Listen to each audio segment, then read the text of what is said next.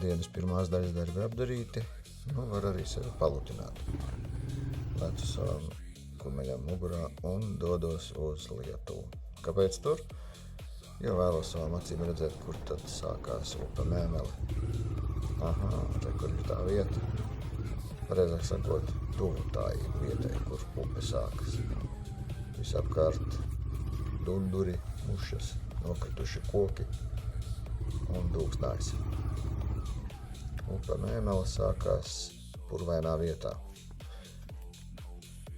Internetā to vietu var apskatīt, bet gribēju tomēr to redzēt pats savām acīm. Nokļūt līdz tai vietai nebija viegli, teikšu godīgi.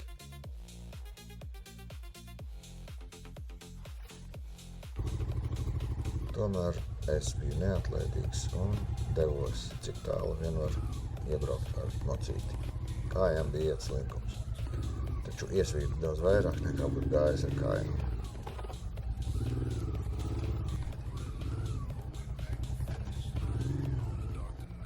Mušas, odi, dunduri, tie bija mani ceļa biedri līdz vietai, kur es iebraucu, un tālāk vairs pabraukt ar mocīti nebija iespējams, jo riepas grima un buksēja.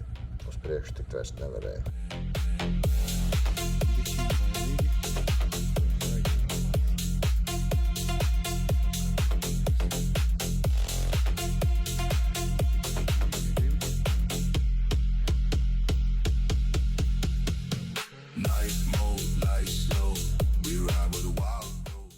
Pacēlu gaisā dronu un skats no augšas. Neteiksim, ka bija super mega krutais, skaistais, bet toties es savām acīm redzēju to, kur tad sākās upe Mēmele.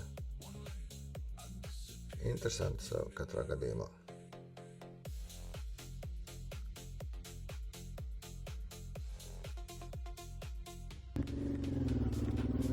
Tad ceļš atpakaļ.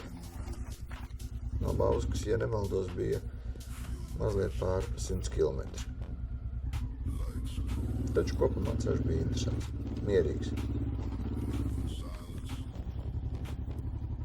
Mežs gan tāds mazliet biedējošs.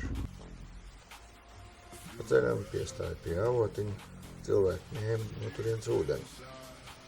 Nesaskaitīt, cik daudz bija tie 5 jeb atšapiņiem, bet bagāžnieks bija pilns. Trautiņa ūdens tek pa tādām kāpnītēm un ietek upē. Mazliet vēl paskatījos, apkārt pasēdēju, atpūtos un tad jau devos mājās.